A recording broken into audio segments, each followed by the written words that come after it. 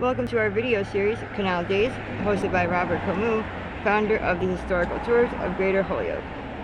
He offers public and private tours, as well as presentations of historical sites throughout communities within the Massachusetts, Connecticut River Valley. For those who may not be local or aren't able to attend his in-person tours, this Canal Days video series invites you to join him as he leads you through some of the stops along each of his tours that explore historic canals, churches, cemeteries, and much more. Discover the timeless tales, memorable landmarks, and hidden beauty that shaped this historic region, which was imperative to the state and country we live in today. Each episode of Canal Days offers a new journey through one of his many tours, as if you were there and transported back in time to a past era. And be sure to check out his website at holyokecanaltour.org, where you can find his videos, this video series, and also coinciding Canal Days podcast series. Plus, you can find his on-site public tour schedule for 2025, or book a private tour for yourself, friends and family, or any groups of all sizes. Today's episode, join Robert as he guides us along the backside of the Wistariahurst, located on Beach Street in Holyoke, Mass. Thank you for tuning in, and get ready to explore. Okay, so let's go around the Beach Street side of Wistariahurst. That's the side that you can see a lot of the garden. I wish I knew what this brick wall was made for. It might be part of the garden. It looked like an individual garden here and a very group garden down the back side. And the carriage house is in the back here. The music house is toward the middle. And they have these nice stone pillars here. This is the carriage house along the side.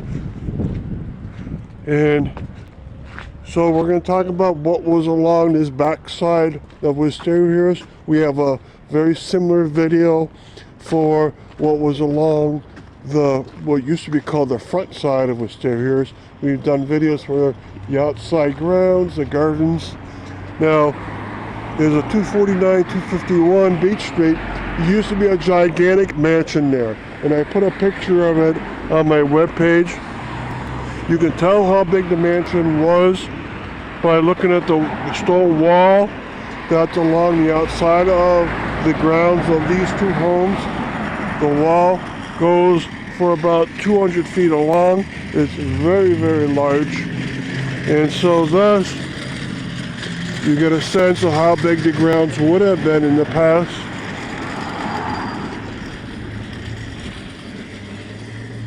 And how big the mansion must have been. The mansion would have been right before us. Now, it was made late in the year 85, and then it was destroyed December 19th of 1973 in a big fire. 8 people were able to get outside of the fire and survive, including a child, and the child probably saved the people because when it felt the smoke, it started screaming, and everyone woke up. Okay, and you can see the inlet here. This is where the stairways were up to that gigantic mansion. I have a nice picture of that mansion on my webpage for this grounds of Wistariahurst and Premier of Wistariahurst tour that I've done. I did a tour in the year 2024, and you can see the back of Wistariahurst here. Most people call it the front, but it used to be the back. It's a gorgeous Second Empire mansion with a nice slate roof, and the carriage house is off to the side. And then in between is the music house. Now, you can imagine what it must have been like. The second home coming into this area was also quite gorgeous. Now, Joseph Skinner lived right here for most of his life, and you can see looking down the street the Mount Holyoke Range in the distance. Right, including a view of the Summit House on the top, and he later in his life would buy that Summit House in a good part of that mountain range.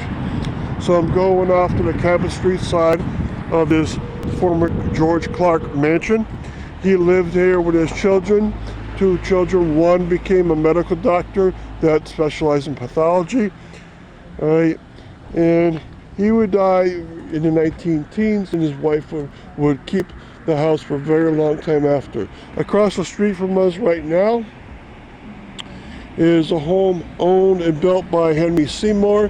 He owned a business called Seymour Cutlery, which made knives and scissors. And it's also a Victorian mansion in the style of Queen Anne, and it's kept very well. And in the distance is a place that made a newspaper called the Nautilus. And that home was a Victorian home, and when it had a tiny fire, they changed over into a business look, a very big building.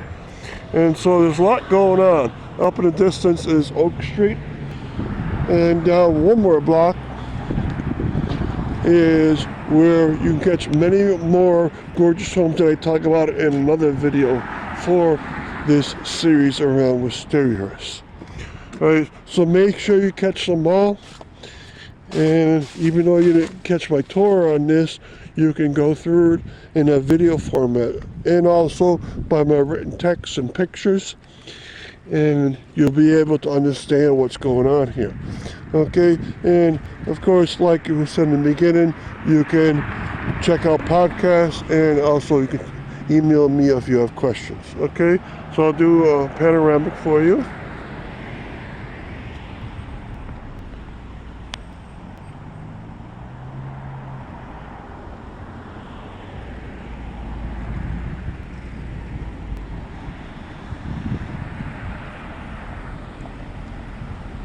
And thank you for coming along.